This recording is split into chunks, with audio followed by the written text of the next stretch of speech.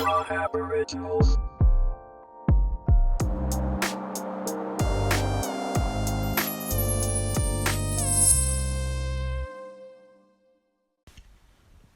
We're in talk mode. This is episode 1. I'm in the middle of a conversation about technology and stuff, and I thought, why not record it? This could be episode 1. We don't know. Maybe it'll get published, maybe it won't. But let's just carry on where we are. So I'm with one of my boys. We're just having a chat.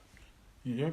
So this is just a pilot experiment, and he might get plugged into any of the episodes, right? Yeah, it could happen. Yeah, I don't know if that part will make it. We might cut it out, but hey, we'll see what happens. So let's just go ahead and carry on in this conversation. We were talking about technology and how we now have smartphones, and when we were growing up, smartphones weren't a thing, and how life was different, and how we were content with that.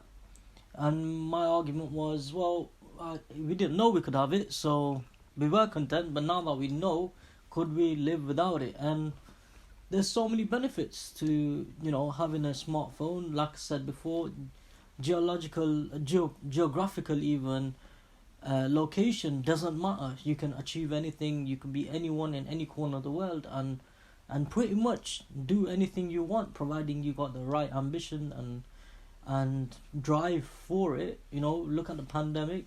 If we didn't have all this technology right now, we wouldn't have been able to carry on our jobs, how we've been able to work from home, etc. Those things wouldn't exist.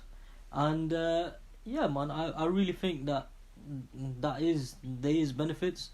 But going back to another point that we were talking about is, education with regards to technology is a big thing, because you're absolutely right. There's so many negative things out there on the internet, and it can be used in a very negative way.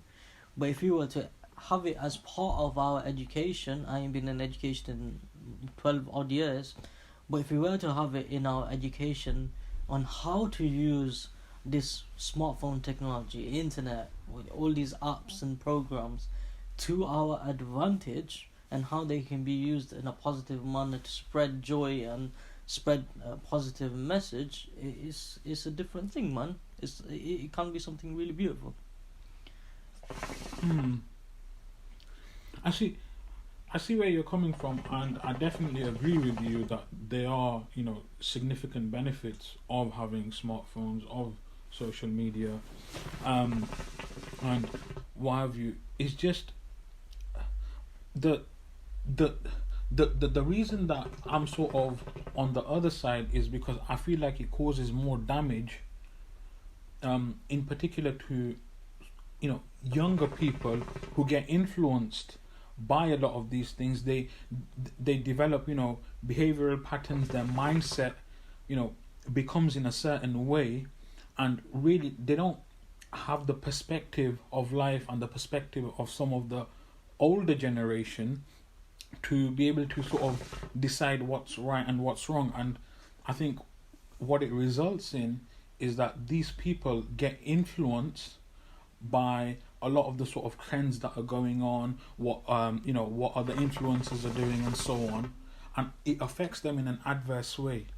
And it's like it's almost like through social media, people are trying to pander towards others rather than knowing what's truly inside of them. So when there's an issue out there, which is quite, popular and is circulating around the world, everyone's talking about it, they provide an opinion which is going to be accepted, and that's going to be a popular opinion. So they're following the masses, basically. Yeah. And they're thinking of it in a sense that, okay, what will be the best message out there that's going to receive the most amount of likes, that's going to be accepted, and all of those sort of things, rather than truly, reflecting deeply what's within themselves and then projecting that. I see where you're coming from. I do think that is a problem, and it's a well-known problem as well. Like, social media has led to a lot of mental health issues with our younger generation with regards to you know, there's two main issues here. There's one of, yeah, their profile. I'm not getting likes on my pic. There's physical appearance or whatever, which we have seen and well documented issues regarding that. Because of social media, bullying obviously is a thing as well. And then there's the other side of it is there are all these influencers out there. Some genuinely do some great things, and very entertaining and fun to watch. I watch a lot of YouTube videos myself, so I can't really complain about that. But what you also sometimes see is people saying, "Oh yeah, I've got this and I've got that," and unrealistic, things that people say they have or whatever, and you kind of get that in your mind. Oh yeah, that's the life I want, but sometimes it's just not feasible to try and be that person or have that kind of life. And I feel like social media, the way it's all advertised and it looks so nice and amazing, and you try and aspire for that, but you do it without the means, and that gets people into debt and those kind of financial problems, or just even it gives you mental problems, because if you can't achieve it, then you're just feeling crap about the great life you do have.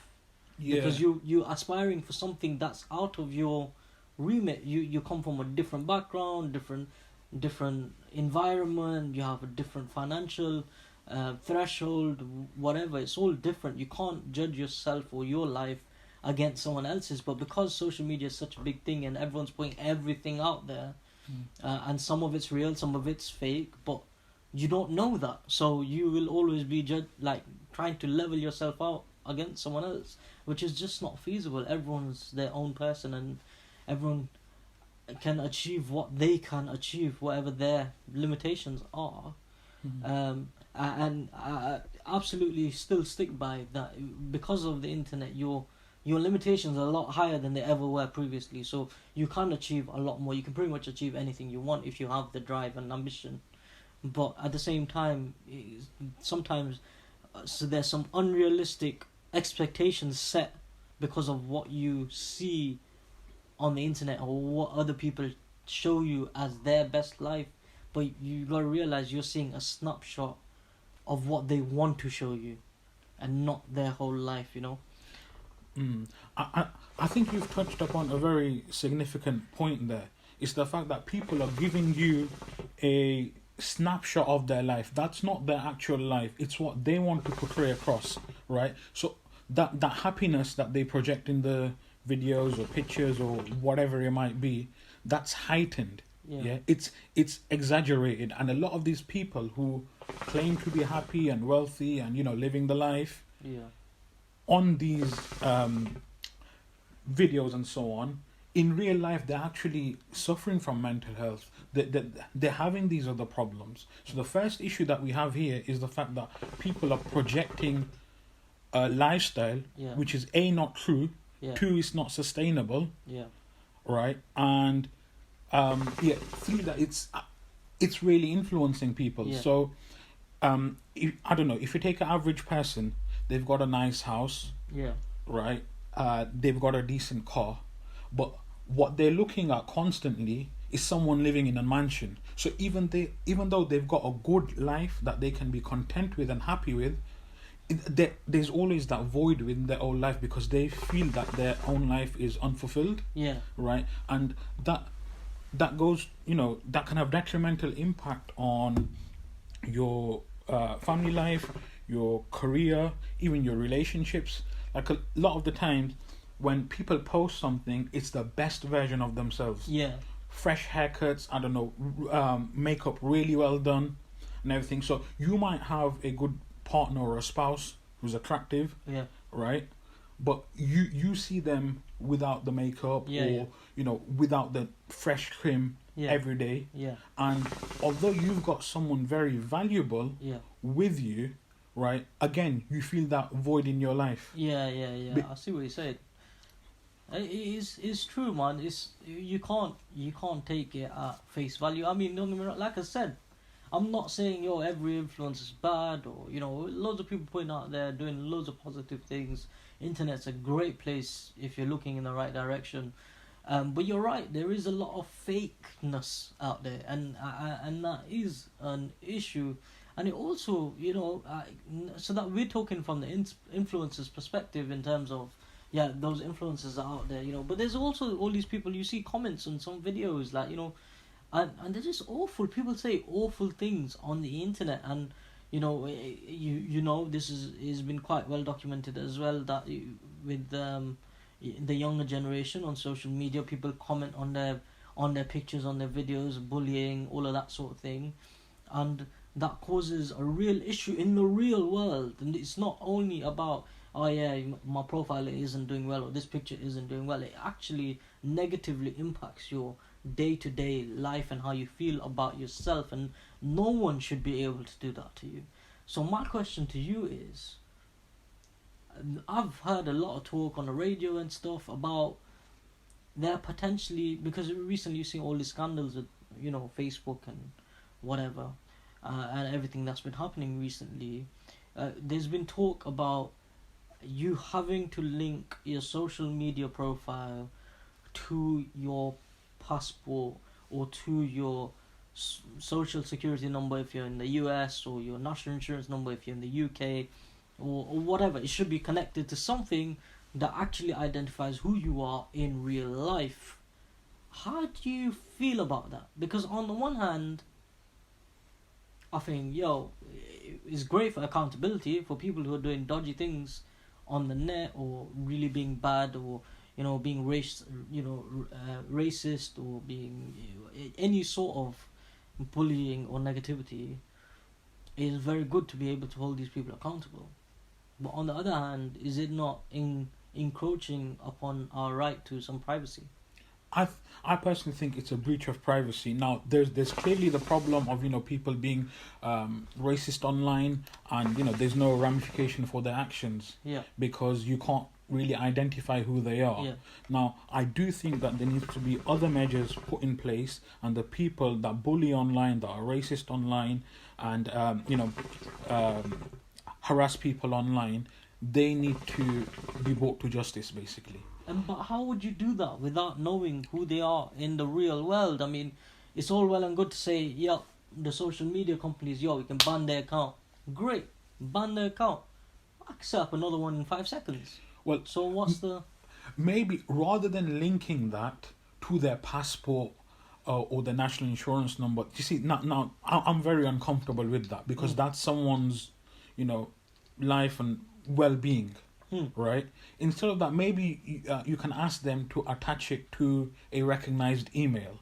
So it's just the email that's given, and if the police actually wanted to, probe further, then they can find out who this person is through their email, and then they can reach them through that means. So you are now suggesting that your social media profiles don't need to be connected to your passport or your address, whatever. I think passport's let's use passport as an example, because it seems like the most logical thing that you can't fake that. Yeah. So let's say it's not linked. So your social media account is not linked to your passport, but are you then suggesting that your email is? Yes, I mean it was just a spontaneous suggestion, an alternative to. Because I can set up an email address in 5 seconds. I got like 15 email addresses. Like, that doesn't. There's no barrier then still. Because if the social media company banned your account, you would require another email address to set up a new account anyway. So that's pretty much already happening with the social media companies who are actually trying to be on top of it and are banning people. But so then what? If that is, I mean, this is just another spontaneous suggestion. I don't know. We're just spitballing. Obviously, no one's gonna take our opinion and make it law. But it's just interesting to talk about. Maybe you can introduce something which is connected to your phone number itself. The way two-step verification is. So to create a social media account, maybe you have to provide your phone number, and then I still don't think that's enough, mate. Because again, top up. You can pick up Sims from anywhere really. It only costs $5 or sometimes your Sims can be picked up for free, and you don't you know, there's no checks there. You can register it to wherever you want. You know, give some fake details on that. There's no one stopping you. There's a whole industry made out of having pay-as-you-go phones. So I don't know. I don't think that solves the problem. I still don't. I think yes, it does make it harder for the. It probably make the average person rethink what they're about to post. Yes, because they won't have gone through the effort of having a specific number or a specific email address to, you know, to troll people on the internet or be mean or whatever. You know, so yeah, maybe to the average Joe, but you have these people who go out there literally to spread negativity across the world, and they could still do it because, you know, how hard is it to get a phone number on a pay-as-you-go SIM or make an extra email address for you to go and, you know, talk crap to people? I don't think it's enough. I really think that at some point in our future, it will become a thing where your email address is attached to your passport or to your physical address or something along those lines. Like, I feel, you know, back in the day, actually, to be fair, this thing already existed, because back in the day when internet first became a household thing or was beginning to become a household thing, the email address you would use was normally linked to your cable account. Or your broadband account. It was just, that's just the way it was. People never used to use like Hotmail or whatever. It was just NTL World. You know, it was linked to your account. So at that point, yeah, you could have been held accountable potentially, but those problems didn't exist back then. Somewhat, or we weren't aware of them because we were young. But you know, I guess the internet speed was too slow for you to go and troll people on the internet. So you know, but yeah, it's a real problem, and people do need to be held accountable. And you've seen all this, the football social media blackout. You know, that happened very recently. That's a few weeks ago, and it's a real issue. Racism on the internet is a big issue. There's nothing we can do about these people at this time. And you know, you could have said, "Oh yeah, we'll link it to IP addresses," but I could use a VPN. So that's that one resolved. Say link it to my account, you can block my account, accept another one. Link to my email address, accept another one of them as well. Link it to my phone number, I can get another pay-as-you-go SIM. It's not that big a deal. Yes, it makes it harder, and yes, those things may be the first steps in solving this issue, but there needs to be something physical. Even if you had my phone number, you can't hold me accountable at this point. What are you going to do? Go on my phone number. Okay, I've got a pay-as-you-go SIM. Unless I've got a contract, I'm still safe. So, what can we do? Maybe if you got a call on that number, or you got a text on that number from, you know, one of the authorities, and they sort of gave you a clear-cut warning, maybe that can be a deterrent for a lot of people. I 100% agree with you that this is a major issue, and it's a major problem within our society that must be addressed.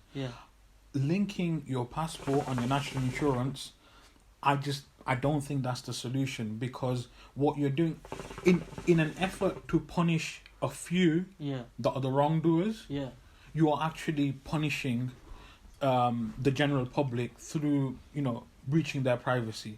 So I agree. If you take, I don't know, driving recklessly as an example, we've got speed cameras, right? That catch people that overspeed. We've got cameras that catch people who break the red light. Now, those are good measures.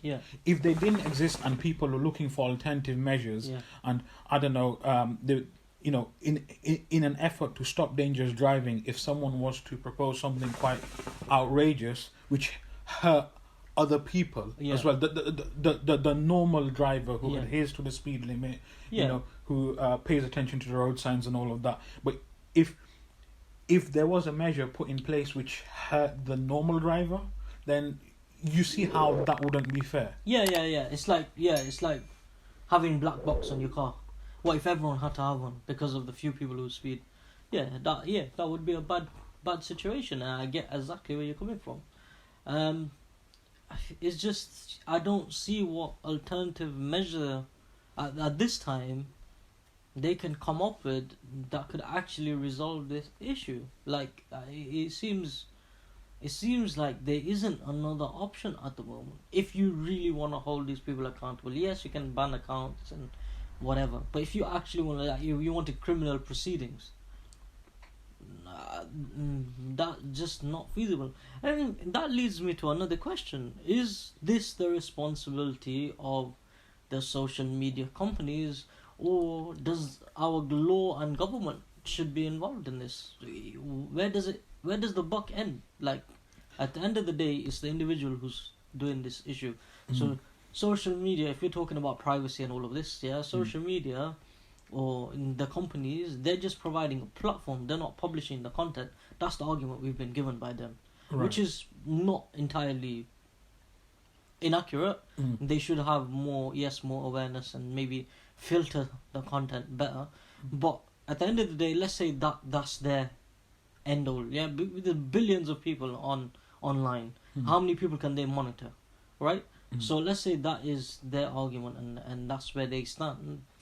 Do you think it's our government's responsibility to now then get involved when there's an issue like this that comes up? I think in order to address this issue properly and create a good measure that prevents these things from happening, the two parties have to work together. And Thierry Henry made an interesting point. I think it was on the Robbie Fowler podcast.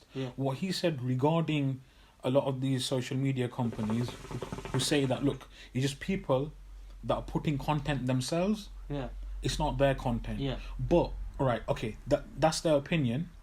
However, if there was a user who posted something which breached copyright and it belonged to a major organization, right, then these social media companies are very swift to act. But that isn't the social media companies that are the ones monitoring that. I believe that is the people who own the copyrights. They have programs all over the internet that monitor this thing. So if someone publishes something without the relevant licenses, it gets picked up straight away. It's all automated. It's not an individual looking at it. So maybe the solution is to have some sort of program or software that determines whether something is inappropriate for online or whatever. But then there's for a specific social media site, let's say. But there's issues with that as well, because me and you could be having a chat and we'll call each other something and it's okay in that context. But then someone else could be having saying that to someone else in a very negative manner. So then how does a piece of software determine which is right and which is wrong? And it still doesn't address the issue of how, yes, content can be taken down, but how does those people be held accountable? It still doesn't answer that question. So yes, there is measures, and I'm sure they'll come in because of all the stuff that's been going on. Banning accounts, maybe better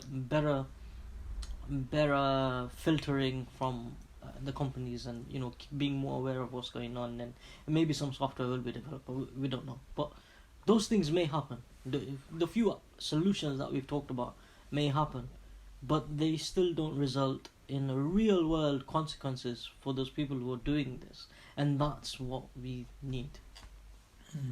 And I don't see a solution for that without, as you said, breaching the privacy of every other citizen who hasn't done anything wrong. And so I don't know where will that go. It's a very big issue, and us two guys probably ain't gonna come up with the solution for it.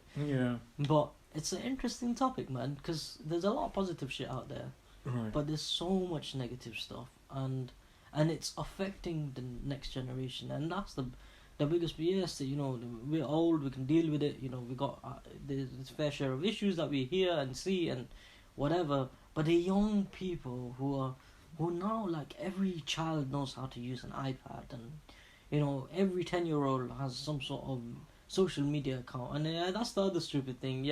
I'm over 18, give me a bloody account.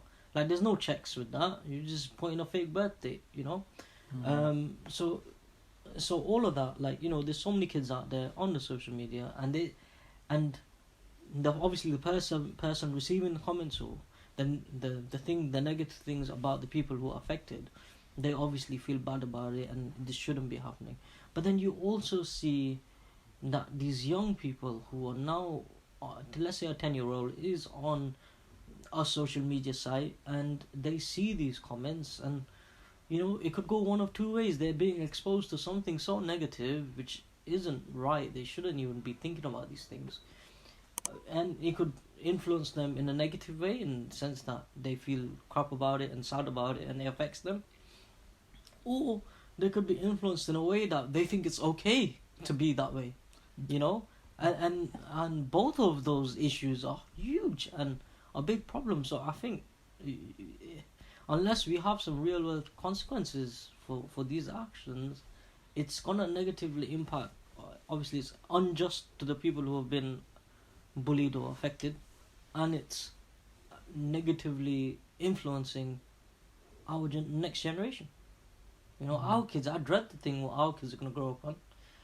No more stuff we've seen. You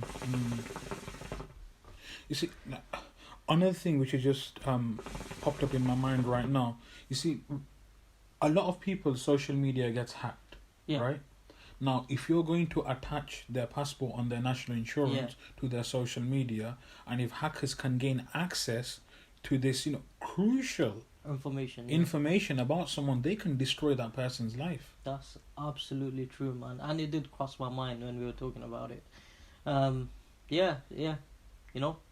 That's absolutely true. And where's the solution for that?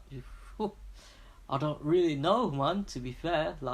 It's a big issue. It's a big issue, man. I don't know, man. I mean, there's obviously been a lot of talk of, and in particular, a lot of footballers have, in fact, boycotted social media. Do you think if a large populace was to boycott social media, it forced their hand to actually do something about it? And they're obviously better equipped than us to come up with a solution. Do you think a significant amount of people boycotting social media will actually result maybe in a solution being created? Maybe, but you look at some of these companies are huge and got billions of users. Realistically, is it our football boycotted social media? Did social media miss a step? Hell no. It didn't affect them. They didn't give a shit. They carried on. They got everyone else in the world still going. So you say a significant amount, but how many people can we get behind this cause? Do you know what I mean? You see, it's like, okay, maybe a very small amount of footballers boycott social media. Just say there's a large amount, then this is going to have a knock-on effect. A lot of companies use sports stars to promote their products. So obviously now this is going to start affecting sportswear companies and other companies who utilize a sports man's or a sportswoman's social media to promote their products. Then that's going to be cut out. And then if we can sort of get some sort of movement going, and there's a big impact on quite a few of these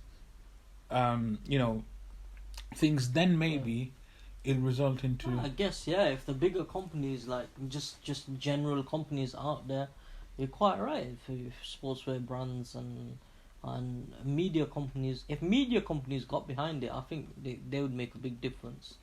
Like, so when the football protest or blackout happened, if for instance, let's say Sky Sports or Amazon or BT Sports or whoever broadcasters, if the broadcasters got behind it, and then you had the football teams behind it, and then you had the kit sponsors get behind them, then I think that then it becomes a bigger thing, because you're talking multi-billion-dollar companies boycotting social media. But it can't just be for a weekend. It's got to be a long-term thing till they find a solution to this problem.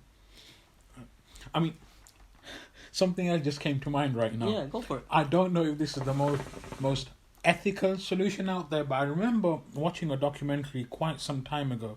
There's this person who was, he's horrendous piece of work he was to be completely honest, because what he was doing is he was going on, you know, anonymously on social media, going on to people's accounts whose relative or loved one had just passed away. Okay. And he was, giving them abuse, saying, "Oh, good, this person's dead," or whatever. Right? I mean, absolutely despicable thing to do, right? What? But I don't get the point. What actually happened is a group of people got together. Yeah.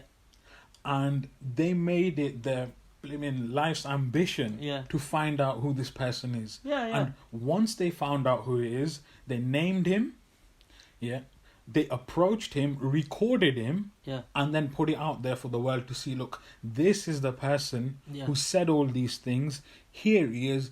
This is his name. Yeah. Now, if you start doing that to people, then the rest of them are going to think, hang on. Yeah. I don't want the rest of the world to know that, I'm the face behind all of these disgusting comments. That reminds me of the other documentary. There was a Netflix documentary, Don't Fuck With Cats. You heard of that one? Where there was this kid who did something, or was hurting animals or something, and all these people hunted him down and found out who he was and where he lives and all of these things.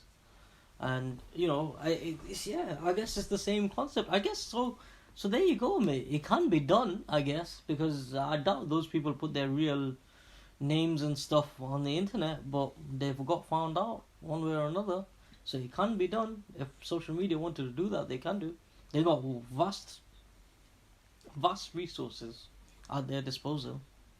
So, I mean, it poses an interesting question, right? Because rather than exploiting the privacy of the general public, why not go after the privacy of the perpetrators? Yo, you know what? That's not a bad solution, and maybe someone needs to do it. I guess that's the way to go.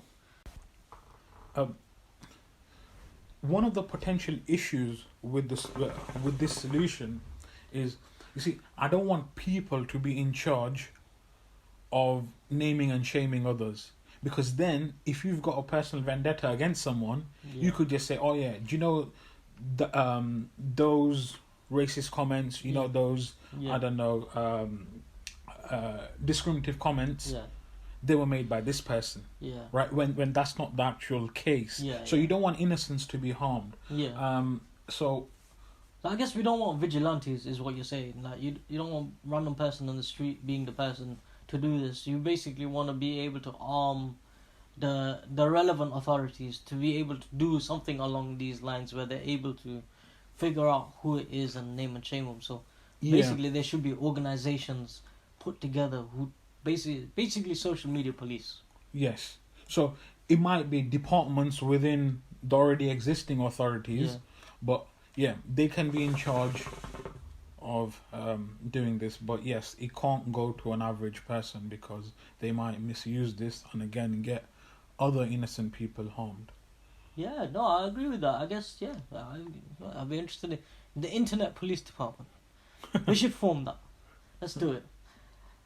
I still think that bigger companies need to get involved and boycott social media, because I think that'll hold social media a bit more accountable to.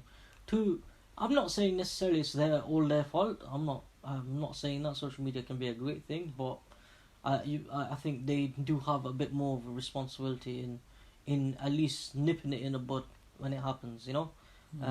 Being more proactive in making sure that content doesn't even come out. Maybe there needs to be some sort of software that if you start typing something, it basically just brings up red lights everywhere saying, "No, you can't post this." And maybe what needs to happen. Technology is evolving so much, and AI and all of these things, and maybe that needs to be what comes into play, I guess. But that solution is for the big boys to find out. I guess that's all from me. How about you, mate? No, I think we've covered quite a bit. So nothing really additional or extra to add. Cool. We're out.